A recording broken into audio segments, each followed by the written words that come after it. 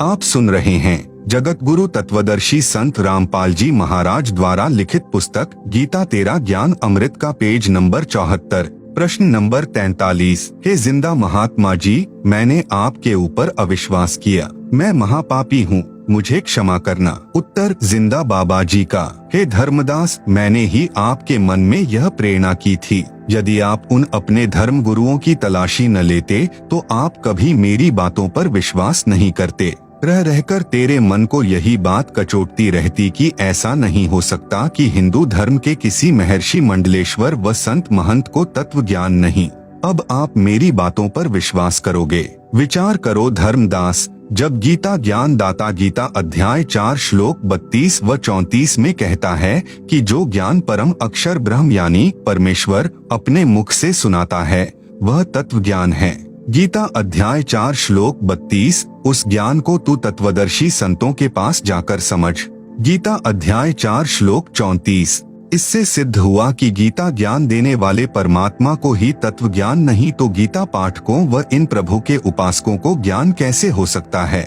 गीता अध्याय 2 श्लोक 53 में कहा कि हे अर्जुन, भिन्न भिन्न प्रकार से भ्रमित करने वाले वचनों से हटकर तेरी बुद्धि एक तत्व ज्ञान पर स्थिर हो जाएगी, तब तो तू योग यानी भक्ति को प्राप्त होगा। भावार्थ है कि तब तू भक्त बनेगा। इसलिए मैंने धर्मदास तेरे को उन संतों मंडलेश्वरों के पास जाने के लिए प्रेरित किया था। अब तू योग को प्राप्त होगा, भक्त बन सकेगा। प्रश्न नंबर 44 धर्मदास जी का। क्या पूर्ण मोक्ष के लिए भगवान विष्णु जी तथा भगवान शंकर जी की पूजा को छोड़ना पड़ेगा? उत्तर जिंदा बाबा जी का। इन प्रभुओं को नहीं छोड़ना, इनकी पूजा छोड़नी होगी। प्रश्न नंबर 45 धर्मदास जी का। हे जिंदा, मैं समझा नहीं, इन विष्णु और शंकर प्रभुओं को नहीं छोड़ना और पूजा छोड़नी पड़ेगी। मेरी संकीर्ण बुद्धि है, मैं महाज्ञानी प्राणी हूँ, कृपया विस्तार से बताने की कृपा करें। उत्तर जिंदा महात्मा जी का। हे धर्मदास जी, आप इनकी साधना शास्त्र विधि त्याग कर मनमाना आचरण कर रहे हो, जिससे आप जी को लाभ नहीं मिल रहा। इन देवताओं से लाभ लेने के साधना के मंत्र मेरे पास हैं। जैसे भैंसा है उसको भैंसा भैंसा करते रहो, वह आपकी ओर नहीं देखेगा। उसका एक विशेष मंत्र हुर्र हुर्र है, उसको सुनते ही वह तुरंत प्रभावित होता है और आवाज लगाने वाले की ओर खींचा चला आता है। इसी प्रकार इन सर्व आदरणीय देवताओं के निज मंत्र हैं, जिनसे वे पूर्ण लाभ तथा तुरंत लाभ देते हैं। प्रिय पाठकों, वही मंत्र मेरे पास यानी संत रामपाल दास के पास हैं, जो परमेश्वर जी ने गुरु जी के माध्यम से मुझे दिए हैं। आओ और प्राप्त करो। आप सुन रहे हैं जगत गुरु तत्वदर्शी संत रामपाल जी महाराज द्वारा लिखित पुस्तक गीता तेरा ज्ञान अमृत का पेज नंबर 75। जैसा कि आपको बताया था, प्रश्न नंबर 36 के उत्तर में वर्णन किया था कि यह संसार एक वृक्ष जानो, परम अक्षर पुरुष इसकी जड़ें मानो, अक्षर पुरुष तना जानो, क्षर पुरुष मोटी डार तथा तीनों देवता रजगुण ब्रह्मा जी, सतगुण विष्णु जी तथा तमगुण शिव जी, इस संसार रूपी वृक्ष की शाखाएं जानो और पात रूप संसार। यदि आप कहीं से आम का पौधा लेकर आए हो तो गड्ढा खोदकर उसकी जड़ों को उस गड्ढे में मिट्टी में दबाओगे और जड़ों की सिंचाई करोगे, तब वह आम का पेड़ बनेगा और उस वृक्ष की शाखाओं को फल लगेंगे। इसलिए वृक्ष की शाखाओं को तोड़ा नहीं जा सकता, परंतु इनको जड़ के स्थान पर गड्ढे में मिट्टी में दबाकर इनकी सिंचाई नहीं की जाती। ठीक इसी प्रकार संसार रूपी वृक्ष की जड़ अर्थात परम अक्षर ब्रह्म को इष्ट रूप में प्रतिष्ठित करके पूजा करने से शास्त्रानुकूल साधना होती है, जो परम लाभ देने वाली होती है। इस प्रकार किए गए भक्ति कर्मों का फल यही तीनों देवता यानी संसार वृक्ष की शाखाएं ही कर्मानुसार प्रदान करते हैं। इसलिए इनकी पूजा छोड़नी होती है, लेकिन इनको छोड़ा यानी तोड़ा नहीं जा सकता। यही प्रमाण श्रीमद् भगवत गीता अध्याय 3 श्लोक 8 से 15 तक में भी है। कहा है कि हे अर्जुन, तू शास्त्र विहित कर्म कर, अर्थात शास्त्रों में जैसे भक्ति करने को कहा है वैसा भक्ति कार्य कर। यदि घर त्याग कर जंगलों में चला गया अर्थात तू कर्म सन्यासी हो गया या एक स्थान पर बैठकर हठपूर्वक साधना करने लगेगा तो तेरा शरीर पोषण का निर्वाह भी नहीं होगा। इसलिए कर्म न करने की अपेक्षा कर्म करते करते भक्ति कर्म करना श्रेष्ठ है। गीता अध्याय 3 श्लोक 8। जो साधक शास्त्र विधि त्याग कर मनमाना आचरण करते हैं अर्थात शास्त्रानुकूल भक्ति कर्मों के अतिरिक्त दूसरे कर्मों में लगा हुआ मनुष्य समुदाय कर्मों के बंधन में बंधकर जन्म मरण के चक्र में सदा रहता है। इसलिए हे कुंती पुत्र अर्जुन, शास्त्र विरुद्ध भक्ति कर्म जो कर रहा है उससे आसक्ति रहित होकर शास्त्रानुकूल भक्ति कर्म कर। गीता अध्याय 3 श्लोक 9। संसार की रचना करके प्रजापति यानी कुल के मालिक ने सर्वप्रथम मनुष्यों की रचना करके साथ साथ यज्ञों अर्थात धार्मिक अनुष्ठानों की जानकारी का ज्ञान देते हुए इनसे कहा था कि तुम लोग इस तरह बताए शास्त्रानुकूल कर्मों द्वारा वृद्धि को प्राप्त हो। इस प्रकार शास्त्रानुकूल की गई भक्ति तुम लोगों को इच्छित भोग प्राप्त कराने वाली हो। गीता अध्याय 3 श्लोक 10। इस प्रकार शास्त्रानुकूल भक्ति द्वारा अर्थात संसार रूपी वृक्ष की जड़ों यानी मूल अर्थात परम अक्षर ब्रह्म की सिंचाई अर्थात पूजा करके देवताओं अर्थात संसार रूपी वृक्ष की तीनों गुण रूपी शाखाओं रजगुण ब्रह्मा, सतगुण विष्णु तथा तमगुण शिवजी को उन्नत करो। आप सुन रहे हैं जगत गुरु तत्वदर्शी संत रामपाल जी महाराज द्वारा लिखित पुस्तक गीता तेरा ज्ञान अमृत का पेज नंबर 76। वे देवता संसार वृक्ष की शाखा तीनों देवता आपको कर्मानुसार फल देकर उन्नत करें। इस प्रकार एक दूसरे से उन्नत करके परम कल्याण अर्थात पूर्ण मोक्ष को प्राप्त हो जाओगे। गीता अध्याय 3 श्लोक 11। शास्त्र विधि अनुसार किए गए भक्ति कर्मों अर्थात यज्ञों द्वारा बढ़ाए हुए देवता अर्थात संसार रूपी वृक्ष की जड़ अर्थात मूल मालिक यानी परम अक्षर ब्रह्म को इष्ट रूप में प्रतिष्ठित करके भक्ति कर्म से बढ़ी हुई शाखाएं यानी तीनों देवता तुम लोगों को बिना मांगे ही कर्मानुसार इच्छित भोग निश्चय ही देते रहेंगे। जैसे आम के पौधे की जड़ की सिंचाई करने से पेड़ बनकर शाखाएं उन्नत हो गई, फिर उन शाखाओं को अपने आप फल लगेंगे, झड़ झड़ कर गिरेंगे। व्यक्ति को जो कर्मानुसार धन प्राप्त होता है वह उपरोक्त विधि से होता है। यदि कोई व्यक्ति उन देवताओं यानी शाखाओं द्वारा दिए धन में से पुनः दान पुण्य नहीं करता अर्थात जो पुनः शास्त्रानुकूल साधना नहीं करता, केवल अपना ही पेट भरता है, स्वयं ही भोगता रहता है, वह तो परमात्मा का चोर ही है। गीता अध्याय 3 श्लोक 12। शास्त्रानुकूल भक्ति की विधि में सर्वप्रथम परमात्मा को भोग लगाया जाता है, भंडारा करना होता है। पहले परम अक्षर ब्रह्म को इष्ट रूप में पूजकर भोग लगाकर शेष भोजन को भक्तों में बांटा जाता है। उस बचे हुए अन्न को सत्संग में उपस्थित अच्छी आत्माएं ही खाती हैं, क्योंकि पुण्यात्माएं ही परमात्मा के लिए समय निकालकर धार्मिक अनुष्ठानों में शामिल होते हैं। इसलिए कहा है कि उस यज्ञ से बचे हुए अन्न को खाने वाले संतजन सब पापों से मुक्त हो जाते हैं। जो पापी लोग होते हैं, जो तत्वदर्शी संत के सत्संग में नहीं जाते, उनको ज्ञान नहीं होता। वे पापात्मा अपना शरीर पोषण करने के लिए ही भोजन पकाते हैं, वे तो पाप को ही खाते हैं, क्योंकि भोजन खाने से पहले हम भक्त संत सब परम अक्षर ब्रह्म को भोग लगाते हैं, जिससे सारा भोजन पवित्र प्रसाद बन जाता है। जो ऐसा नहीं करते वे परमात्मा के चोर हैं। भगवान को भोग न लगा हुआ भोजन पाप का भोजन होता है। इसलिए कहा है जो धर्म कर्म शास्त्रानुकूल नहीं करते वे पाप के भागी होते हैं। गीता अध्याय 3 श्लोक 13। संपूर्ण प्राणी अन्न से उत्पन्न होते हैं, अन्न वर्षा से होता है। वर्षा यज्ञ अर्थात शास्त्रानुकूल धार्मिक अनुष्ठान से होती है। यज्ञ अर्थात धार्मिक अनुष्ठान शास्त्रानुकूल कर्मों से होते हैं। गीता अध्याय 3 श्लोक 14। कर्म तो ब्रह्म अर्थात क्षर पुरुष से उत्पन्न हुए हैं, क्योंकि जहाँ सर्व प्राणी सनातन परम धाम में रहते थे, वहाँ पर बिना कर्म किए सर्व सुख व पदार्थ उपलब्ध थे। यहाँ के सर्व प्राणी अपनी गलती से क्षर पुरुष के साथ आ गए। अब सबको कर्म का फल ही प्राप्त होता है, कर्म करके ही निर्वाह होता है। इसलिए कहा है कि कर्म को ब्रह्म यानी क्षर पुरुष से उत्पन्न जान और ब्रह्म को अविनाशी परमात्मा से उत्पन्न जान। आप सुन रहे हैं जगत गुरु तत्वदर्शी संत रामपाल जी महाराज द्वारा लिखित पुस्तक गीता तेरा ज्ञान अमृत का पेज नंबर 77। अधिक जानकारी के लिए पढ़े सृष्टि रचना इसी पुस्तक के पृष्ठ नंबर 120 पर। नोट: इस श्लोक में अक्षर शब्द का अर्थ अविनाशी परमात्मा ठीक है, परंतु जहाँ अक्षर पुरुष तथा परम अक्षर पुरुष का वर्णन है, वहाँ अक्षर पुरुष व क्षर पुरुष दोनों नाशवान कहे हैं। वहाँ पर अक्षर का अर्थ वही ठीक है। गीता अध्याय 15 श्लोक 16-17 में वर्णन है। यहाँ अक्षर का अर्थ अविनाशी परमात्मा है, क्योंकि सृष्टि रचना से स्पष्ट होता है कि ब्रह्म की उत्पत्ति सत्यपुरुष यानी अविनाशी परमात्मा ने की थी। इससे सिद्ध हुआ कि सर्वगतम ब्रह्म अर्थात जिस परमात्मा की पहुंच सर्व ब्रह्मांडों में है, जो सर्व का मालिक है, वह परमात्मा सदा ही यज्ञों अर्थात धार्मिक अनुष्ठानों में प्रतिष्ठित है। भावार्थ है कि परम अक्षर ब्रह्म को इष्ट देव रूप में प्रतिष्ठित करके धार्मिक अनुष्ठान अर्थात यज्ञ करने से शास्त्र विधि अनुसार कर्म करने से साधक को भक्ति लाभ मिलता है, जिससे मोक्ष प्राप्त होता है। देखें संसार रूपी पौधे का चित्र इसी पुस्तक के पृष्ठ 79 पर। देखें यह चित्र पृष्ठ 78 पर। इसमें पौधे की शाखाओं को गड्ढे में जमीन में लगाकर दिखाया गया है कि जो तीनों देवों रजगुण ब्रह्मा, सतगुण विष्णु, तमगुण शिव में से किसी की भी पूजा करता है, वह शास्त्र विधि त्याग कर मनमाना आचरण कर रहा है, जो गीता अध्याय 16 श्लोक 23 से 24 में अनुचित तथा व्यर्थ बताया है। जिसने सर्वगतम ब्रह्म अर्थात परम अक्षर ब्रह्म की पूजा नहीं की, उसको इष्ट रूप में नहीं पूजा, जिस कारण से उस साधक की साधना व्यर्थ है। शाखाओं को सींचने से पौधा नष्ट हो जाता है।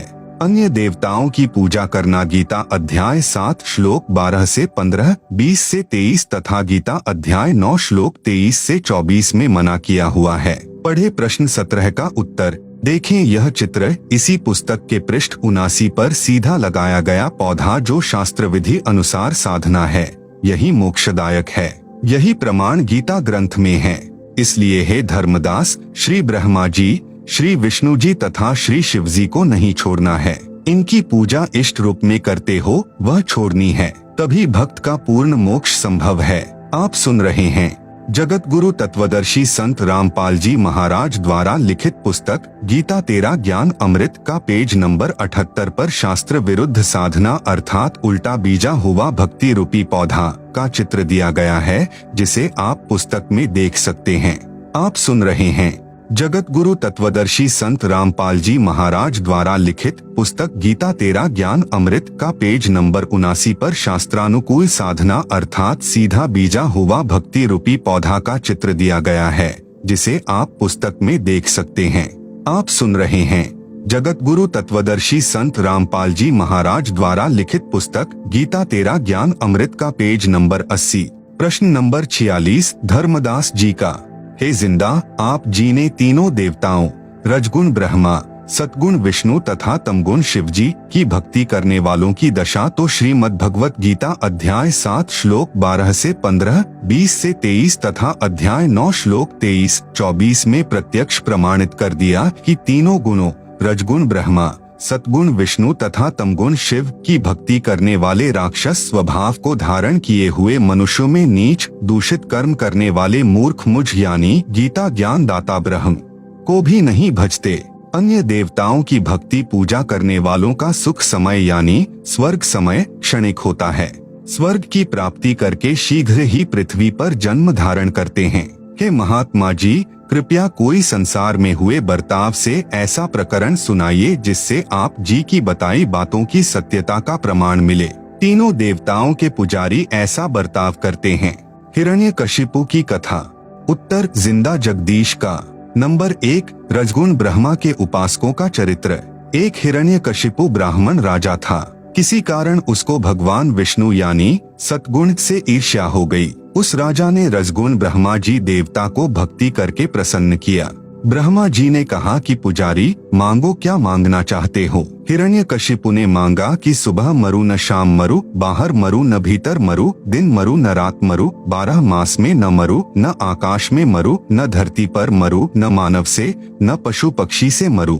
ब्रह्मा जी ने कहा तथास्तु। इसके पश्चात हिरण्यकशिपु ने अपने आप को अमर मान लिया और अपना नाम जाप करने को कहने लगा।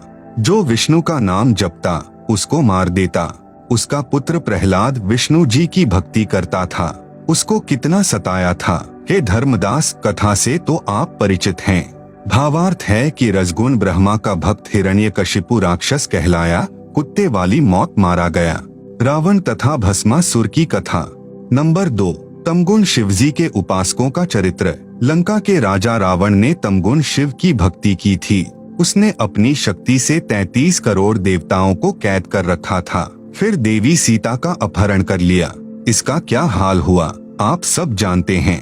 तमगुण शिव का उपासक रावण राक्षस कहलाया, सर्वनाश हुआ, निंदा का पात्र बना। अन्य उदाहरण, आप जी को भस्मासुर की कथा का तो ज्ञान है ही। भगवान शिव यानी तमोगुण की भक्ति भस्मागिरी करता था। वह 12 वर्षों तक शिव जी के द्वार के सामने ऊपर को पैर नीचे को सिर यानी शीर्षासन करके भक्ति तपस्या करता रहा। आप सुन रहे हैं जगत गुरु तत्वदर्शी संत रामपाल जी महाराज द्वारा लिखित पुस्तक गीता तेरा ज्ञान अमृत का पेज नंबर 81। एक दिन पार्वती जी ने कहा, हे महादेव, आप तो समर्थ हैं, आपका भक्त क्या मांगता है, इसे प्रदान करो प्रभु। भगवान शिव ने भस्मागिरी से पूछा, बोलो भक्त क्या मांगना चाहते हो, मैं तुझ पर अति प्रसन्न हूँ। भस्मागिरी ने कहा कि पहले वचनबद्ध हो जाओ तब मांगूंगा। भगवान शिव वचनबद्ध हो गए।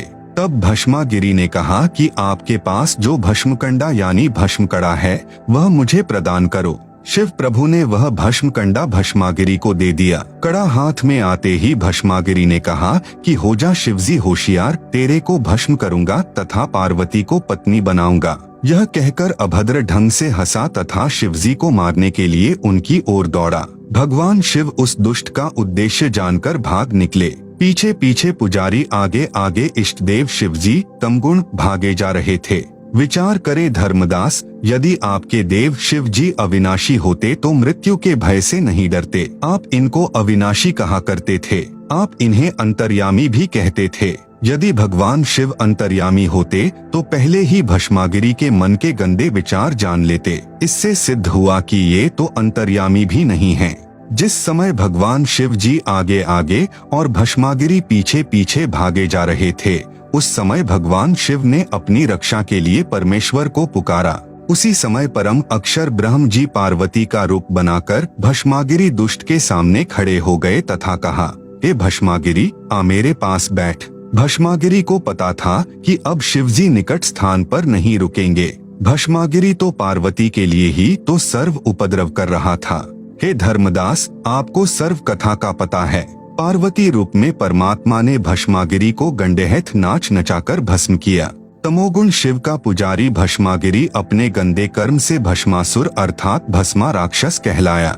इसलिए इन तीनों देवों के पुजारियों को राक्षस स्वभाव को धारण किए हुए मनुष्यों में नीच दूषित कर्म करने वाले मूर्ख कहा है।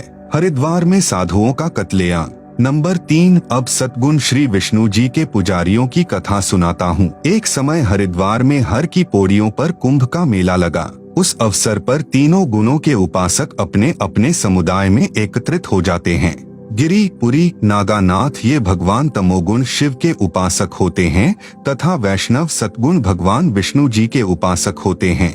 हर की पौड़ियों पर प्रथम स्नान करने पर दो समुदायों नागा तथा वैष्णवों का झगड़ा हो गया। लगभग 25,000 त्रिगुण यानी रजगुण ब्रह्मा, सतगुण विष्णु तथा तमगुण शिव के पुजारी लड़कर मर गए, कत्लेआम कर दिया। तलवारों, छुरों, कटारी से एक दूसरे की जान ले ली। सूक्ष्म वेद में कहा है कि तीर, तुपक, तलवार, कटारी जमधड़ जोर बधावे हैं। हर पैड़ी हर हेत नहीं जाना, वहाँ जा तेग चलावे हैं। काटे शीश नहीं दिल करुणा, जग में साथ कहावे हैं। जो जन इनके दर्शन को जावे, उनको भी नरक पठावे हैं। आप सुन रहे हैं जगत गुरु तत्वदर्शी संत रामपाल जी महाराज द्वारा लिखित पुस्तक गीता तेरा ज्ञान अमृत का पेज नंबर 82। हे धर्मदास, उपरोक्त सत्य घटनाओं से सिद्ध हुआ कि रजगुण ब्रह्मा जी, सतगुण विष्णु जी तथा तमगुण शिव जी की पूजा करने वालों को गीता अध्याय 7 श्लोक 12 से 15 में राक्षस स्वभाव को धारण किए हुए मनुष्यों में नीच दूषित कर्म करने वाले मूर्ख कहा है। परमेश्वर जिंदा जी के मुख कमल से उपरोक्त कथा सुनकर धर्मदास जी का सिर फटने को हो गया, चक्कर आने लगे। हिम्मत करके धर्मदास बोला, हे प्रभु, आपने तो मुझ ज्ञान के अंधे को आंखें दे दी दाता। उपरोक्त सर्व कथाएं हम सुना तथा पढ़ा करते थे, परंतु कभी विचार नहीं आया कि हम गलत रास्ते पर चल रहे हैं। आपका 100 बार धन्यवाद। आप जी ने मुझ पापी को नरक से निकाल दिया प्रभु। प्रश्न नंबर 47 धर्मदास जी का, हे जिंदा महात्मा, आपने बताया और गीता अध्याय 7 श्लोक 18 में मैंने भी आंखों देखा, जिसमें गीता ज्ञान दाता ब्रह्म ने अपनी साधना से होने वाली गति को अनुत्तम अर्थात घटिया बताया है। उसको भी इसी तरह स्पष्ट करने की कृपा करें। कोई कथा प्रसंग सुनाएं। उत्तर, जिंदा बाबा वेशधारी परमेश्वर का। गीता अध्याय 2 श्लोक 12, गीता अध्याय 4 श्लोक 5 तथा 9, गीता अध्याय 10 श्लोक 2 में गीता ज्ञानदाता ब्रह्म ने कहा है कि हे अर्जुन, मेरे और तेरे बहुत से जन्म हो चुके हैं, तू नहीं जानता, मैं जानता हूँ। श्रीमद् भगवत गीता अध्याय 15 श्लोक 4 में कहा है कि तत्वदर्शी संत से तत्व ज्ञान प्राप्त करके परमेश्वर के उस परम पद की खोज करनी चाहिए, जहाँ जाने के पश्चात साधक लौटकर फिर संसार में कभी नहीं आते। जिस परमेश्वर से संसार रूपी वृक्ष की प्रवृत्ति विस्तार को प्राप्त हुई हो, अर्थात जिस परमेश्वर ने सर्व संसार की उत्पत्ति की है, उसी परमेश्वर की भक्ति कर। फिर गीता अध्याय 18 श्लोक 62 में गीता ज्ञान दाता ने कहा कि हे अर्जुन, तू सर्वभाव से उस परमेश्वर की शरण में जा। उस परमेश्वर की कृपा से ही तू परम शांति तथा सनातन परम धाम को प्राप्त होगा। हे धर्मदास, जब तक जन्म मरण रहेगा तब तक परम शांति नहीं हो सकती और न ही सनातन परम धाम प्राप्त हो सकता। वास्तव में परम गति उसको कहते हैं जिसमें जन्म मरण सदा के लिए समाप्त हो जाए, जो ब्रह्म साधना से कभी नहीं हो सकती। इसलिए गीता अध्याय 7 श्लोक 18 में गीता ज्ञान दाता ने बताया है कि जो ज्ञानी आत्मा है, मेरे विचार में सब नेक हैं, परंतु वे सब मेरी अनुत्तम यानी घटिया गति में ही लीन हैं, क्योंकि वे मेरी यानी ब्रह्म की भक्ति कर रहे हैं। आप सुन रहे हैं जगत गुरु तत्वदर्शी संत रामपाल जी महाराज द्वारा लिखित पुस्तक गीता तेरा ज्ञान अमृत का पेज नंबर 83। ब्रह्म की साधना का ओम मंत्र है, इससे ब्रह्म लोक प्राप्त होता है। गीता अध्याय 8 श्लोक 16 में स्पष्ट है कि ब्रह्म लोक में गए हुए साधक भी पुनः लौटकर संसार में आते हैं, इसलिए उनको परम शांति नहीं हो सकती, सनातन परम धाम प्राप्त नहीं हो सकता। वेदों में वर्णित साधना से परमात्मा प्राप्ति नहीं होती। कुछ सिद्धियां प्राप्त हो जाती हैं, जिनके द्वारा ऋषिजन चमत्कार करके किसी को हानि करके प्रसिद्ध हो जाते हैं। अंत में पाप के भागी होकर 84 लाख प्रकार के प्राणियों के शरीरों में कष्ट उठाते रहते हैं। इसलिए ब्रह्म साधना से होने वाली गति अर्थात उपलब्धि अनुत्तम यानी घटिया कही है। ऋषि चुनक तथा मानधाता की कथा प्रसंग गीता ज्ञान दाता यानी ब्रह्म ने गीता अध्याय 7 श्लोक 16 से 17 में बताया है कि मेरी भक्ति 4 प्रकार के भक्त करते हैं। नंबर 1 आर्त यानी संकट निवारण के लिए, नंबर 2 अर्थार्थी यानी धन लाभ के लिए, नंबर 3 जिज्ञासु यानी जो ज्ञान प्राप्त करके वक्ता बन जाते हैं, और नंबर 4 ज्ञानी यानी केवल मोक्ष प्राप्ति के लिए भक्ति करने वाले। इनमें से 3 को छोड़कर चौथे ज्ञानी को अपना पक्का भक्त गीता ज्ञान दाता ने बताया है। ज्ञानी की विशेषता, ज्ञानी वह होता है जिसने जान लिया है कि मनुष्य जीवन केवल मोक्ष प्राप्ति के लिए ही प्राप्त होता है। उसको यह भी ज्ञान होता है कि पूर्ण मोक्ष के लिए केवल एक परमात्मा की भक्ति करनी चाहिए। अन्य देवताओं यानी रजगुण ब्रह्मा जी, सतगुण विष्णु जी तथा तमगुण शिव जी की भक्ति से पूर्ण मोक्ष नहीं होता। उन ज्ञानी आत्माओं को गीता अध्याय 4 श्लोक 34 तथा यजुर्वेद अध्याय 40 मंत्र 10 में वर्णित तत्वदर्शी संत न मिलने के कारण उन्होंने वेदों से स्वयं निष्कर्ष निकाल लिया कि ब्रह्म समर्थ परमात्मा है। ओम इसकी भक्ति का मंत्र है। इस साधना से ब्रह्मलोक प्राप्त हो जाता है, यही मोक्ष है। ज्ञानी आत्माओं ने परमात्मा प्राप्ति के लिए हठ योग किया, एक स्थान पर बैठकर घोर तप किया तथा ओम नाम का जाप किया, जबकि वेदों व गीता में हठ करने घोर तप करने वाले मूर्ख दंभी तथा राक्षस बताए हैं। गीता अध्याय 3 श्लोक 4 से 9, गीता अध्याय 16 श्लोक 17 से 20 तथा गीता अध्याय 17 श्लोक 1 से 6। इनको हठ योग करने की प्रेरणा कहाँ से हुई? श्री देवी पुराण गीता प्रेस गोरखपुर से प्रकाशित सचित्र मोटा टाइप के 3 स्कंद में लिखा है कि ब्रह्मा जी ने अपने पुत्र नारद को बताया कि जिस समय मेरी उत्पत्ति हुई मैं कमल के फूल पर बैठा था। आकाशवाणी हुई कि तप करो तप करो। मैंने 1000 वर्ष तक तप किया। आप सुन रहे हैं जगत गुरु तत्वदर्शी संत रामपाल जी महाराज द्वारा लिखित पुस्तक गीता तेरा ज्ञान अमृत का पेज नंबर 84। हे धर्मदास, ब्रह्मा जी को वेद तो बाद में सागर मंथन में मिले थे। उनको पढ़ा तो यजुर्वेद अध्याय 40 के मंत्र 15 में ओम नाम मिला। उसका जाप तथा आकाशवाणी से सुना हठ योग यानी घोर तप दोनों मिलाकर ब्रह्मा जी स्वयं करने लगे तथा अपनी संतानों यानी ऋषियों को बताया। चारों वेदों तथा इन्हीं का निष्कर्ष श्रीमद् भगवत गीता में हठ करके घोर तप करने वालों को राक्षस, क्रूरकर्मी, नराधम यानी नीच व्यक्ति कहा है। प्रमाण गीता अध्याय 16 श्लोक 17 से 20 तथा अध्याय 17 श्लोक 1 से 6 में वही साधना ज्ञानी आत्मा ऋषिजन करने लगे। उन ज्ञानी आत्माओं में से एक चुनक ऋषि का प्रसंग सुनाता हूँ जिससे आपके प्रश्न का सटीक उत्तर मिल जाएगा। एक चुनक नाम का ऋषि था। उसने हजारों वर्षों तक घोर तप किया तथा ओम नाम का जाप किया। यह ब्रह्म की भक्ति है। ब्रह्म ने प्रतिज्ञा कर रखी है कि मैं किसी साधना यानी न वेदों में वर्णित यज्ञों से, न जप से, न तप से किसी को भी दर्शन नहीं दूंगा। गीता अध्याय 11 श्लोक 48 में कहा है कि हे अर्जुन, तूने मेरे जिस रूप के दर्शन किए अर्थात मेरा यह काल रूप देखा, यह मेरा स्वरूप है। इसको न तो वेदों में वर्णित विधि से देखा जा सकता, न किसी जप से, न तप से, न यज्ञ से तथा न किसी क्रिया से देखा जा सकता। गीता ज्ञान दाता ने गीता अध्याय 7 श्लोक 24 से 25 में स्पष्ट किया है कि यह मेरा अविनाशी विधान है कि मैं कभी किसी को दर्शन नहीं देता, अपनी योग माया से छिपा रहता हूँ। ये मूर्ख लोग मुझे मनुष्य रूप अर्थात कृष्ण रूप में मान रहे हैं। जो सामने सेना खड़ी थी उसकी ओर संकेत करके गीता ज्ञान दाता कह रहा था।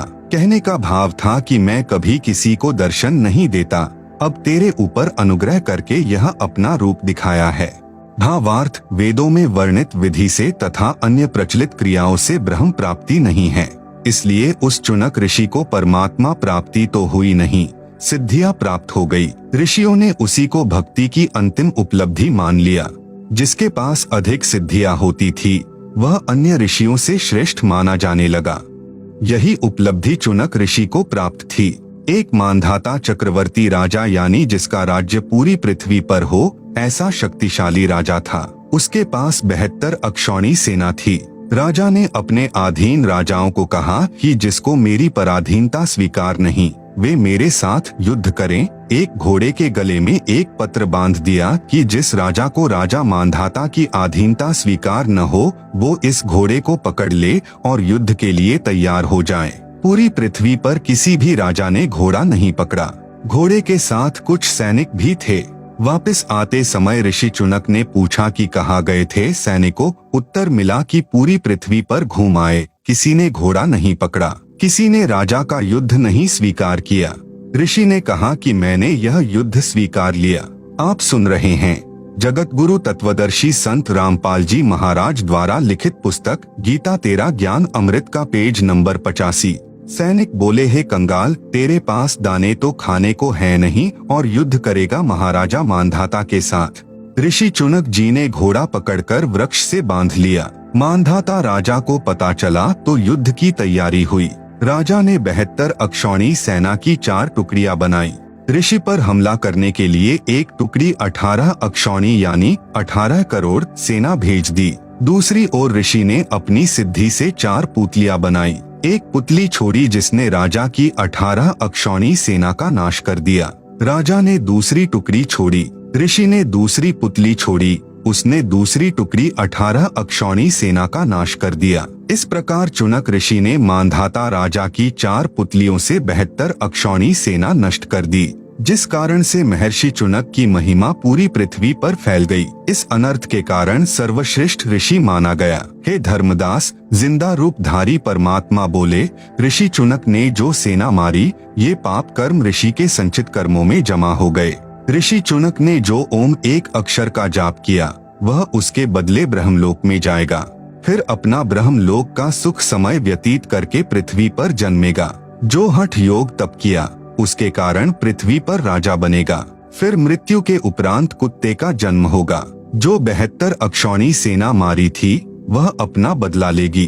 कुत्ते के सिर में जख्म होगा और उसमें कीड़े बनकर 72 अक्षौणी सेना अपना बदला चुकाएगी। इसलिए हे धर्मदास, गीता ज्ञान दाता यानी ब्रह्म ने अपनी साधना से होने वाली गति यानी मुक्ति को अनुत्तम यानी अश्रेष्ठ कहा है। प्रश्न नंबर 45 धर्मदास जी का, हे जिंदा, मैंने एक महामंडलेश्वर से प्रश्न किया था कि गीता अध्याय 18 श्लोक 62 में भगवान कृष्ण जी ने किस परमेश्वर की शरण में जाने के लिए कहा है। उस मंडलेश्वर ने उत्तर दिया था कि भगवान श्री कृष्ण से अतिरिक्त कोई भगवान ही नहीं, कृष्ण जी ही स्वयं पूर्ण परमात्मा हैं। वे अपनी ही शरण आने के लिए कह रहे हैं, बस कहने का फेर है। हे जिंदा जी, कृपया मुझ अज्ञानी का भ्रम निवारण करें। उत्तर, जिंदा बाबा परमेश्वर का। हे धर्मदास, ये माला डाल हुए हैं मुक्ता, शटदल उवा बाई बक्ता। आपके सर्व मंडलेश्वर तथा शंकराचार्य अटबट करके भोली जनता को भ्रमित कर रहे हैं। कह रहे हैं कि गीता ज्ञान दाता गीता अध्याय 18 श्लोक 62 में अर्जुन को अपनी शरण में आने को कहता है। यह बिल्कुल गलत है, क्योंकि गीता अध्याय 2 श्लोक 7 में अर्जुन ने कहा कि हे कृष्ण, अब मेरी बुद्धि ठीक से काम नहीं कर रही है। मैं आपका शिष्य हूँ, आपकी शरण में हूँ। जो मेरे हित में हो वह ज्ञान मुझे दीजिए। हे धर्मदास, अर्जुन तो पहले ही श्री कृष्ण की शरण में था, इसलिए गीता अध्याय 18 श्लोक 62 में गीता ज्ञान दाता ने अपने से अन्य परम अक्षर ब्रह्म की शरण में जाने के लिए कहा है। आप सुन रहे हैं जगत गुरु तत्वदर्शी संत रामपाल जी महाराज द्वारा लिखित पुस्तक गीता तेरा ज्ञान अमृत का पेज नंबर 86। गीता अध्याय 4 श्लोक 3 में गीता ज्ञान दाता ने कहा है कि हे अर्जुन, तू मेरा भक्त है, इसलिए यह गीता शास्त्र सुनाया है। गीता ज्ञान दाता से अन्य पूर्ण परमात्मा का अन्य प्रमाण गीता अध्याय 13 श्लोक 11 से 28, 30, 31, 34 में भी है। श्रीमद्भगवत गीता अध्याय 13 श्लोक 1 में गीता ज्ञान दाता ने कहा है कि शरीर को क्षेत्र कहते हैं। जो इस क्षेत्र अर्थात शरीर को जानता है उसे क्षेत्रज्ञ कहा जाता है। गीता अध्याय 13 श्लोक 1। गीता अध्याय 13 श्लोक 2 में गीता ज्ञान दाता ने कहा है कि मैं क्षेत्रज्ञ हूँ। क्षेत्र तथा क्षेत्रज्ञ दोनों को जानना ही तत्व ज्ञान कहा जाता है, ऐसा मेरा मत है। गीता अध्याय 13 श्लोक 10 में कहा है कि मेरी भक्ति अव्यभिचारिणी होनी चाहिए, जैसे अन्य देवताओं की साधना तो गीता अध्याय 7 श्लोक 12 से 15 तथा 20 से 23 में तथा अध्याय 9 श्लोक 23 से 24 में व्यर्थ कही है। केवल ब्रह्म की भक्ति करें। उसके विषय में यहाँ कहा है कि अन्य देवता में आसक्त न हो। भावार्थ है कि भक्ति व मुक्ति के लिए ज्ञान समझें, वक्ता बनने के लिए नहीं।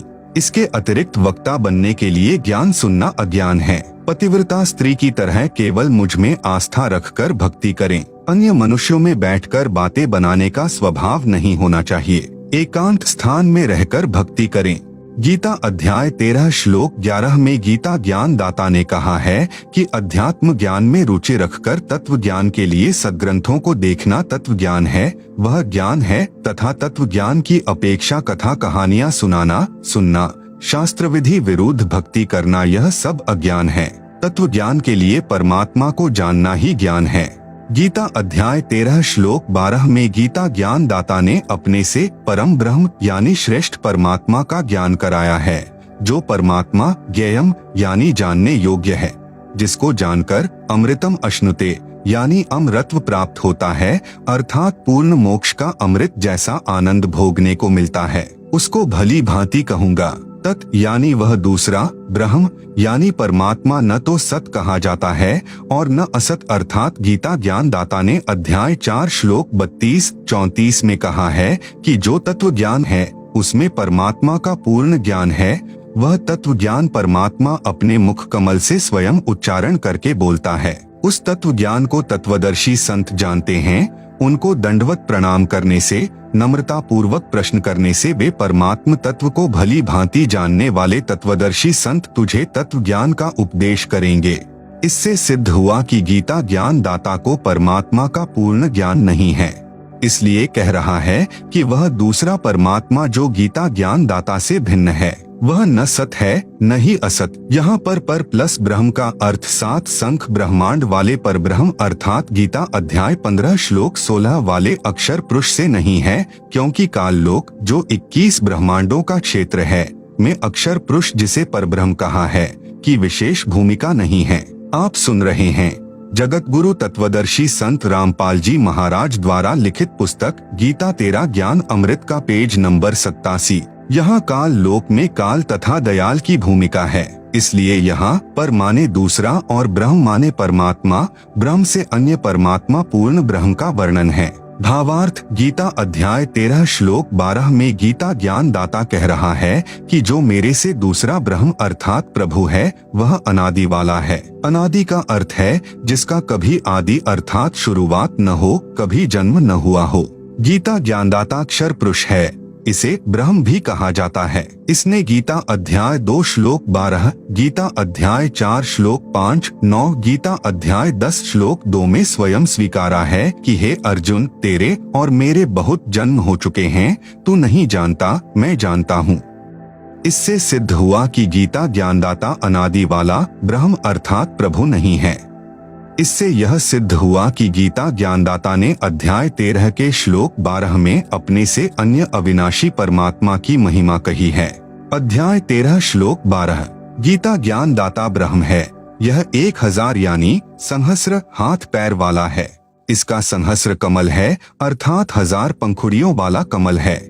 गीता अध्याय 11 श्लोक 46 में अर्जुन ने कहा है कि हे सहस्राबाहु यानी 1000 हाथों वाले, आप चतुर्भुज रूप में आइए। इससे सिद्ध हुआ कि गीता ज्ञानदाता केवल 1000 भुजाओं वाला है। इसलिए गीता अध्याय 13 श्लोक 13 में गीता ज्ञानदाता अपने से अन्य सब और हाथ पैर वाले, सब और नेत्र सिर और मुख वाले और सब और कान वाले परमात्मा की महिमा कह रहा है। कहा है कि वह परमात्मा संसार में सबको व्याप्त करके अर्थात अपनी शक्ति से सब रोके हैं और स्वयं सत्यलोक यानी शाश्वत स्थानम तिष्ठति में बैठा है। स्पष्ट हुआ कि गीता ज्ञानदाता से अन्य समर्थ परमात्मा है, वही सब संसार का संचालन पालन करता है। गीता अध्याय 13 श्लोक 13, गीता के अध्याय 13 श्लोक 14 में भी स्पष्ट है कि गीता ज्ञानदाता ने अपने से अन्य परमात्मा का ज्ञान कराया है। कहा है, संपूर्ण इंद्रियों के विषयों को जानने वाला अर्थात अंतर्यामी है, सब इंद्रियों से रहित है अर्थात परमात्मा की इंद्रियां हम मानव तथा अन्य प्राणियों जैसी विकारग्रस्त नहीं है। वह परमात्मा आसक्ति रहित है अर्थात वह इस काल लोक यानी 21 ब्रह्मांडों की किसी वस्तु पदार्थ में आसक्ति नहीं रखता, क्योंकि उस परमेश्वर का सत्यलोक इस काल के क्षेत्र से असंख्यों गुना उत्तम है। इसलिए वह परमात्मा आसक्ति रहित कहा है, वही सबका धारण पोषण करने वाला है।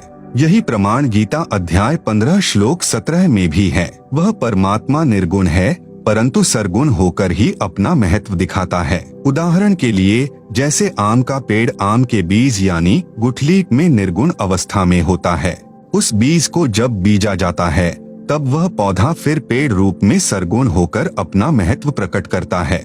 आप सुन रहे हैं जगत गुरु तत्वदर्शी संत रामपाल जी महाराज द्वारा लिखित पुस्तक गीता तेरा ज्ञान अमृत का पेज नंबर 88। परंतु परमात्मा सत्यलोक में सरगुण रूप में बैठा है, क्योंकि परमात्मा ने अपने वचन शक्ति से सर्व सृष्टि रचकर विधान बनाकर छोड़ दिया। उस परमात्मा के विधान अनुसार सर्व प्राणी तथा नक्षत्र बनते बिगड़ते रहते हैं, जीव कर्मानुसार जन्मते मरते रहते हैं। परमात्मा को कोई टेंशन नहीं, परंतु जब परमात्मा पृथ्वी पर प्रकट होता है उस समय सर्व गुणों को भोगता है। जैसे आम के वृक्ष को तो निर्गुण से सरगुण होने में बहुत समय लगता है, परंतु परमात्मा के लिए समय सीमा नहीं है।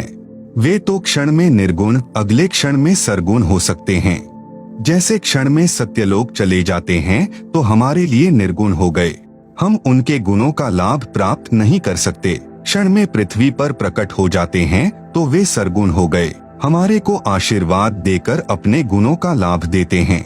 इस प्रकार निर्गुण सरगुण कहा है। इससे भी सिद्ध हुआ कि गीता ज्ञान दाता से अन्य कोई सबका धारण पोषण करने वाला परमात्मा है। गीता अध्याय 13 श्लोक 15 से 16 में भी यही प्रमाण है। गीता ज्ञानदाता ने कहा है कि जैसे सूर्य दूर स्थान पर स्थित होते हुए भी यहाँ पृथ्वी पर अपना प्रभाव बनाए हैं, उसी प्रकार परमात्मा सत्यलोक में स्थित होकर भी सर्व ब्रह्मांडों पर अपनी शक्ति का प्रभाव बनाए हुए है। सर्व चराचर भूतों के बाहर भीतर है। इसी प्रकार सूक्ष्म होने से हम उसको चर्म दृष्टि से देख नहीं पाते, इसलिए अविज्ञ अर्थात हमारे ज्ञान से परे है तथा वही परमात्मा हमारे समीप में तथा दूर भी वही स्थित है। परमात्मा तो दूर सत्यलोक यानी शाश्वत स्थान में है, उसकी शक्ति का प्रभाव प्रत्येक के साथ है। गीता अध्याय 13 श्लोक 15। जैसे सूर्य दूर स्थित है परंतु पृथ्वी के ऊपर प्रत्येक प्राणी को अपने साथ दिखाई देता है। जैसे एक स्थान पर कई घड़े जल के भरे रखे हैं तो सूर्य प्रत्येक में दिखाई देता है, टुकड़ों में नहीं दिखता। इसी प्रकार परमात्मा प्रत्येक व्यक्ति को दिखाई देता है। परमात्मा ऐसे ही एक स्थान पर स्थित है, वह परमात्मा जानने योग्य है। भावार्थ है कि गीता ज्ञान दाता ने कहा है कि मेरे से अन्य परमात्मा का ज्ञान होना चाहिए, वह जानने योग्य है। वही परमात्मा अपने विधानानुसार सर्व का धारण पोषण उत्पत्ति तथा मृत्यु करता है। वास्तव में ब्रह्मात यानी सबका उत्पत्ति करता वही है। वास्तव में विष्णु यानी सबका धारण पोषण करने वाला वही है। वास्तव में शंकर यानी संहार करने वाला वही है। अन्य ब्रह्मा विष्णु तथा शंकर तो केवल एक ब्रह्मांड के कर्ता धर्ता हैं, परंतु वह परमात्मा तो सर्व ब्रह्मांडों का ब्रह्मा विष्णु तथा शंकर रूप में अकेला ही है। जैसे भारत वर्ष में केंद्र का भी गृह मंत्री होता है तथा राज्यों में भी गृह मंत्री होते हैं। देश के प्रधानमंत्री जी अपने पास अन्य विभाग भी रख लेते हैं। उस समय प्रधानमंत्री जी गृह मंत्री आदि भी होते हैं और प्रधानमंत्री भी होते हैं। इससे सिद्ध हुआ कि गीता ज्ञान दाता ने अपने से अन्य समर्थ परमात्मा की महिमा बताई है। आप सुन रहे हैं जगत गुरु तत्वदर्शी संत रामपाल जी महाराज द्वारा लिखित पुस्तक गीता तेरा ज्ञान अमृत का पेज नंबर 89। गीता ज्ञान दाता से अन्य कोई पूर्ण परमात्मा है। गीता अध्याय 13 श्लोक 16। गीता अध्याय 13 श्लोक 17 में गीता ज्ञान दाता ने अपने से अन्य परमात्मा की महिमा कही है, जो इस प्रकार है। वह दूसरा परमात्मा यानी परम ब्रह्म सब ज्योतियों की भी ज्योति है अर्थात सर्व प्रकाश स्रोत है। उसी अन्य समर्थ परमात्मा की शक्ति से सब प्रकाशमान हैं और उस परमात्मा का प्रकाश सर्व से अधिक है। वह परमात्मा माया से अति परे कहा जाता है। वास्तव में निरंजन वही है जो गीता ज्ञान दाता है। यह माया सहित ज्योति निरंजन कहा जाता है। वह परमात्मा ज्ञान का भंडार है, वह जानने योग्य है। वह ज्ञान गमयम यानी तत्व ज्ञान द्वारा प्राप्त होने योग्य है। इस गीता अध्याय 13 श्लोक 17 में मूल पाठ में ज्ञानम ज्ञेयम ज्ञान गमयम लिखा है, जिसका भावार्थ है कि ज्ञानम यानी जो ज्ञान परमात्मा स्वयं पृथ्वी पर प्रकट होकर तत्व ज्ञान अपने मुख कमल से बोलता है, इसलिए वह ज्ञान रूप है अर्थात ज्ञान का भंडार है। वह परमात्मा ज्ञेयम ज्ञानज्ञम यानी उसी तत्व ज्ञान से जानने योग्य तथा उसी तत्व ज्ञान से प्राप्त करने योग्य है। वह परमात्मा सर्व प्राणियों के हृदय में स्थित है। जैसे सूर्य दूर स्थान पर होते हुए भी प्रत्येक घड़े के जल में दिखाई देता है, वास्तव में वह उन घड़ों में नहीं है, परंतु घड़ों के ऊपर अपना प्रभाव रखता है, उष्णता देता है। सूक्ष्म वेद में कहा है कि ब्रह्मा विष्णु शिव राई झूमकरा, नहीं सब बाजी के खम सुनो राई झूमकरा। वह सर्व ठाम सब ठौर है राई झूमकरा, सकल लोक भरपूर सुनो राई झूमकरा। यही प्रमाण गीता अध्याय 18 श्लोक 61 में भी है। कहा है कि हे अर्जुन, शरीर रूप यंत्र में आरूढ़ हुए संपूर्ण प्राणियों को अंतर्यामी परमेश्वर अपनी माया अर्थात अपनी शक्ति से उनके कर्मानुसार भ्रमण कराता है, अर्थात संस्कारों के अनुसार अच्छी बुरी योनियों में घुमाता है। वही सर्वशक्तिमान परमात्मा सर्व प्राणियों के हृदय में स्थित है अर्थात विराजमान है। इसी प्रकार परमेश्वर की महिमा गीता अध्याय 13 श्लोक 17 में कही है। इससे सिद्ध हुआ कि गीता ज्ञान दाता ने अपने से अन्य पूर्ण परमात्मा की महिमा कही है। गीता अध्याय 13 श्लोक 17। गीता अध्याय 13 श्लोक 18 में गीता ज्ञान दाता ने कहा है कि इस प्रकार क्षेत्र अर्थात शरीर, ज्ञानम यानी तत्व ज्ञान और ज्ञेयम अर्थात जानने योग्य परमात्मा की महिमा मैंने संक्षेप में कही है। मेरा भक्त पहले मुझे ही सर्वेस्वा जानकर मुझ पर आश्रित था। वह इस विज्ञाय यानी तत्व ज्ञान के आधार से मेरे भाव अर्थात मेरी शक्ति से परिचित होकर तथा उस समर्थ की शक्ति से परिचित होकर उपपद्यते यानी उसके उपरांत भक्ति करके उसी भाव को प्राप्त होता है। गीता अध्याय 13 श्लोक 18। इसी प्रकार गीता अध्याय 13 श्लोक 19 में गीता ज्ञान दाता ने अपने से अन्य पुरुष अर्थात परमात्मा की महिमा कही है। आप सुन रहे हैं जगत गुरु तत्वदर्शी संत रामपाल जी महाराज द्वारा लिखित पुस्तक गीता 13 ज्ञान अमृत का पेज नंबर 90। कहा है कि प्रकृति और पुरुष दोनों ही अनादि हैं। यहाँ पर प्रकृति से तात्पर्य सत्यलोक की प्रकृति से है, जिसको पराशक्ति, परानंदनी, महान प्रकृति कहा जाता है। पुरुष का अर्थ पूर्ण परमात्मा है। ये दोनों अनादि हैं। इस प्रकृति का भावार्थ दुर्गा स्त्री रूप की तरह स्त्री रूप प्रकृति से नहीं है। जैसे सूर्य है तो उसकी प्रकृति उष्णता भी साथ ही है, इसी प्रकार सत्य पुरुष तथा उसकी प्रकृति अर्थात शक्ति दोनों अनादि हैं। इस प्रकार विकार तथा तीनों गुण जिससे उत्पन्न हुए हैं वह अन्य प्रकृति है, उससे उत्पन्न हुए हैं, ऐसा जान। गीता अध्याय 7 श्लोक 4-5 में दो प्रकृति कही हैं, एक जड़ और दूसरी चेतन दुर्गा देवी। यहाँ पर दूसरी प्रकृति दुर्गा कही है। गीता अध्याय 13 श्लोक 19। गीता अध्याय 13 श्लोक 20 में भी अन्य पुरुषः यानी परमात्मा का वर्णन है। गीता प्रेस गोरखपुर से प्रकाशित गीता के इस श्लोक के अनुवाद में पुरुषः का अर्थ जीवात्मा किया। वास्तव में यहाँ पुरुष का अर्थ परमात्मा है। गीता अध्याय 13 श्लोक 20 का यथार्थ अनुवाद देखें गहरी नजर गीता में, जो हमारी वेबसाइट पर देखी व डाउनलोड की जा सकती है। वेबसाइट का नाम है www.jagatgururampalji.org। गीता अध्याय 13 श्लोक 21 में भी अन्य पुरुषः यानी परमात्मा का वर्णन है। इसके अनुवाद में गीता प्रेस गोरखपुर से प्रकाशित में पुरुषः का अर्थ पुरुष ही किया है। यह ठीक है। पुरुष का अर्थ परमात्मा होता है। प्रकरणवश पुरुषः का अर्थ मनुष्य भी किया जाता है, क्योंकि परमात्मा ने मनुष्य को अपने स्वरूप के अनुरूप बनाया है। इसलिए कहा जाता है कि नर नारायण रूप है, तू ना समझ देही। 84 लाख प्रकार के जीवों से मानव देह उत्तम है। गीता अध्याय 13 श्लोक 22 में भी गीता ज्ञान दाता ने अपने से अन्य परमात्मा का प्रत्यक्ष प्रमाण बताया है। गीता प्रेस गोरखपुर से प्रकाशित गीता में इस श्लोक का अर्थ बिल्कुल गलत किया है। देखें इसी पुस्तक में पृष्ठ 204 से 357 तक यथार्थ अनुवाद। जैसे पूर्व के श्लोकों में वर्णन आया है कि परमात्मा प्रत्येक जीव के साथ ऐसे रहता है जैसे सूर्य प्रत्येक घड़े के जल में स्थित दिखाई देता है, उस जल को अपनी उष्णता दे रहा है। इसी प्रकार परमात्मा प्रत्येक जीव के हृदय कमल में ऐसे विद्यमान है जैसे सौर ऊर्जा संयंत्र जहाँ भी लगा है तो वह सूर्य से उष्णता प्राप्त करके ऊर्जा संग्रह करता है। इसी प्रकार प्रत्येक जीव के साथ परमात्मा रहता है।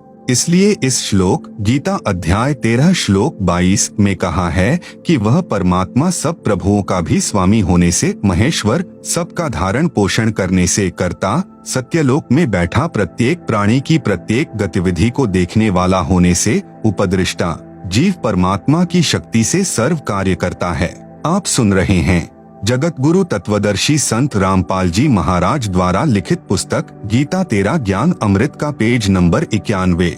जीव परमात्मा का अंश है। रामायण में भी कहा है, ईश्वर अंश जीव अविनाशी, जिस कारण से जीव जो कुछ भी अपने किए कर्म का सुख दुख भोगता है तो अपने अंश के सुख दुख का परमात्मा को भी एहसास होता है। सूक्ष्म वेद में लिखा है, कबीर कह मेरे जीव को दुख ना दिजो कोई, भक्त दुखाए मैं दुखी मेरा आपा भी दुखी होए।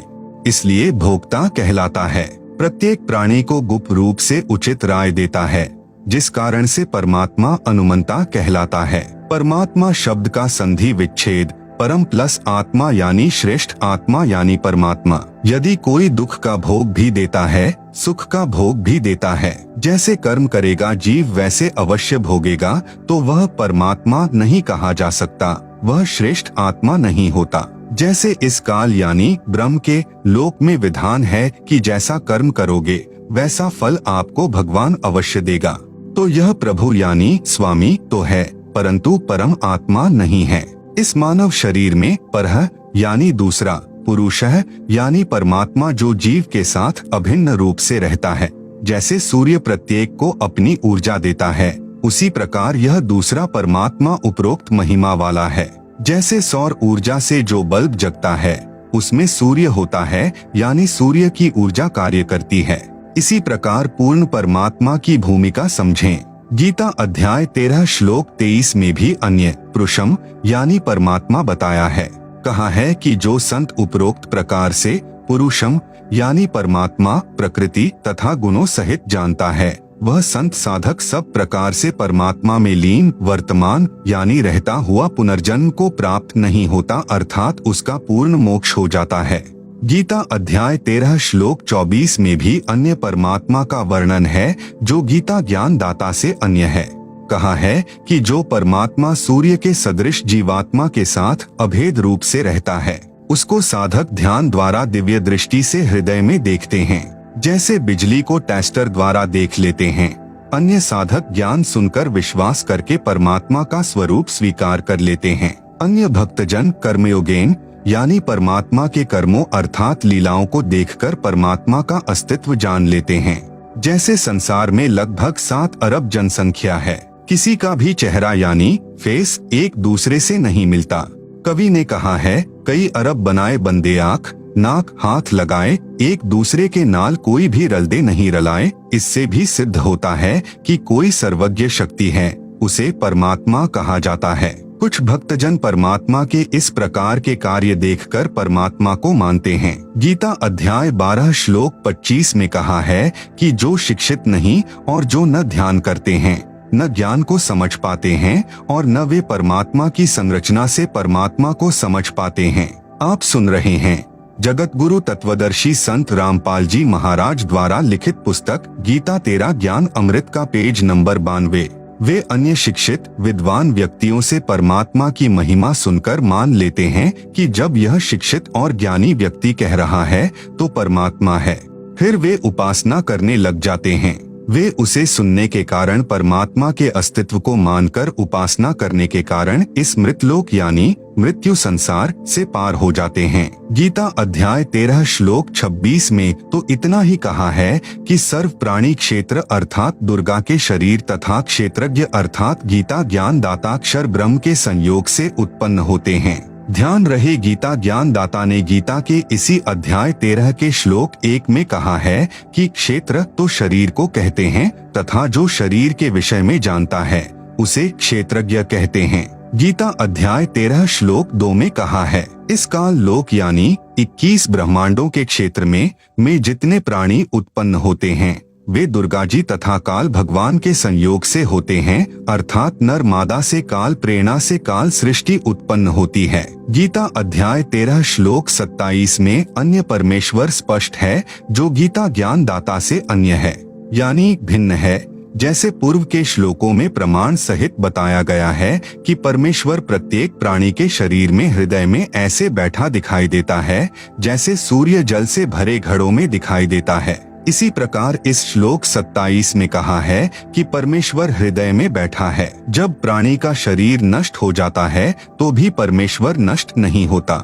जैसे कोई घड़ा फूट गया, उसका जल पृथ्वी पर बिखर गया और पृथ्वी में समा गया तो भी सूर्य तो यथावत है।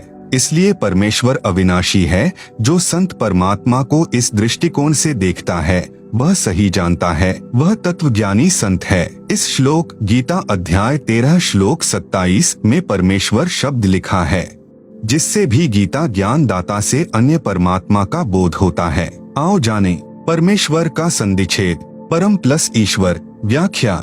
ईश का अर्थ है स्वामी प्रभु मालिक, वर का अर्थ है श्रेष्ठ पति। नंबर 1, ईश तो गीता ज्ञान दाता अक्षर पुरुष अर्थात अक्षर ब्रह्म है, जो केवल 21 ब्रह्मांडों का प्रभु है। नंबर 2, ईश्वर ईश अर्थात अक्षर पुरुष से श्रेष्ठ प्रभु, वह केवल 7 शंख ब्रह्मांडों का प्रभु है। इसे अक्षर पुरुष तथा परब्रह्म भी कहा जाता है। नंबर 3, परमेश्वर ईश्वर अर्थात अक्षर पुरुष से परम अर्थात श्रेष्ठ है, जो असंख्य ब्रह्मांडों का प्रभु है, उसे परम अक्षर ब्रह्म भी कहा जाता है। गीता अध्याय 8 श्लोक 3 में प्रमाण है। गीता अध्याय 15 श्लोक 16 से 17 में 3 पुरुषों का वर्णन है। अक्षर पुरुष यह गीता ज्ञान दाता ईश है तथा अक्षर पुरुष है। यह ईश्वर है तथा गीता अध्याय 15 श्लोक 17 में कहा है कि उत्तम पुरुषः यानी पुरुषोत्तम अर्थात वास्तव में सर्वश्रेष्ठ प्रभु। तो ऊपर के श्लोक गीता अध्याय 15 श्लोक 16 में कहे दोनों क्षर पुरुष तथा अक्षर पुरुष से भिन्न है, उसी को वास्तव में परमात्मा कहा जाता है। आप सुन रहे हैं जगत गुरु तत्वदर्शी संत रामपाल जी महाराज द्वारा लिखित पुस्तक गीता तेरा ज्ञान अमृत का पेज नंबर 93। वही तीनों लोकों क्षर पुरुष के 21 ब्रह्मांडों का क्षेत्र काल लोक कहा जाता है तथा अक्षर पुरुष के साथ शंख ब्रह्मांडों के क्षेत्र को परब्रह्म का लोक कहा जाता है और ऊपर 4 लोकों सत्यलोक, अलख लोक, अगम लोक तथा अकह लोक का क्षेत्र अमर लोक परमेश्वर का लोक कहा जाता है। इस प्रकार 3 लोकों का यहाँ पर वर्णन है। इन तीनों लोकों में प्रवेश करके सबका धारण पोषण करता है, वह वास्तव में अविनाशी परमेश्वर है। गीता अध्याय 13 श्लोक 27 में परमेश्वर शब्द है जो गीता ज्ञान दाता से भिन्न सर्वशक्तिमान सर्व का पालन कर्ता का बोधक है। गीता अध्याय 13 श्लोक 28 में भी गीता ज्ञान दाता से अन्य प्रभु का प्रमाण है। इस श्लोक में ईश्वर शब्द परमेश्वर का बोधक है। जैसे ईश का अर्थ स्वामी, वर का अर्थ श्रेष्ठ, वास्तव में सबका ईश स्वामी तो परम अक्षर ब्रह्म है, वही श्रेष्ठ ईश है। इसलिए ईश्वर शब्द प्रकरणवश पूर्ण परमात्मा का बोधक है। यदि अन्य ईश नकली स्वामी नहीं होते तो ईश्वर तथा परमेश्वर शब्दों की आवश्यकता नहीं होती। इसलिए इस श्लोक में ईश्वर शब्द सत्य पुरुष का बोध जाने। गीता अध्याय 13 श्लोक 28 का भावार्थ है कि गीता ज्ञान दाता ने कहा है कि जो साधक सब प्रकार से परमेश्वर को संभाव में देखता हुआ आत्मानम यानी अपनी आत्मा को आत्मना यानी अपनी अज्ञान आत्मा द्वारा नष्ट नहीं करता, अर्थात वह परमात्मा को सही समझकर उसकी साधना करके ततः यानी उससे पराम यानी परा यानी दूसरी गतिम यानी गति अर्थात मोक्ष को याति यानी प्राप्त होता है। अर्थात वह साधक गीता ज्ञान दाता वाली परम गति जो गीता अध्याय 8 श्लोक 13 में कही है से अन्य गति को प्राप्त होता है। गीता अध्याय 13 श्लोक 30 में स्पष्ट है कि गीता ज्ञान दाता ने अपने से अन्य परमात्मा की महिमा बताई है। कहा है कि जो संत सर्व प्राणियों की स्थिति भिन्न भिन्न होते हुए भी एक परमात्मा सर्वशक्तिमान के अंतर्गत मानता है तो वह समझो सच्चिदानंद घन ब्रह्म अर्थात परम अक्षर ब्रह्म को प्राप्त हो गया है। वह सत्य भक्ति करके उस परमेश्वर को प्राप्त हो जाता है। गीता अध्याय 13 श्लोक 31 में भी गीता ज्ञान दाता ने अपने से अन्य परमात्मा के विषय में कहा है। इस श्लोक में परमात्मा शब्द है जिसकी स्पष्ट परिभाषा गीता अध्याय 15 श्लोक 17 में बताई है। कहा है कि जो उत्तम पुरुष अर्थात सर्वश्रेष्ठ प्रभु है वह तीनों लोकों में प्रवेश करके सबका धारण पोषण करता है, वह वास्तव में अविनाशी परमेश्वर है, उसी को परमात्मा कहा जाता है। वह क्षर पुरुष तथा अक्षर पुरुष से अन्य है।